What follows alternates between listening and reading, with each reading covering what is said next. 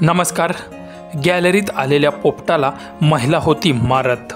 तेव्हा पोपटाने स्वतःची हुशारी दाखवत असं काही केलं आणि घेतली स्वतःची सुटका करून. व्हिडिओ पुढे पाहण्याआधी चॅनलवरती तुम्ही नवीन असाल तर आपला आरजी मराठी न्यूज चॅनल जरूर सबस्क्राईब करून घ्या. अनेक जण घरामध्ये अलीकडे पशुपक्षी पाळत आहेत, तर काही जण आपल्या घराच्या गॅलरीमध्ये पक्ष्यांना खायला प्यायला पाणी ठेवून त्या पक्ष्यांना आपलंसं करत आहेत. त्यामुळे ते पक्षी नेहमीच गॅलरीत येतात, खाऊ खातात. त्यामुळे तेथील लोकांची घट्ट मैत्री होते.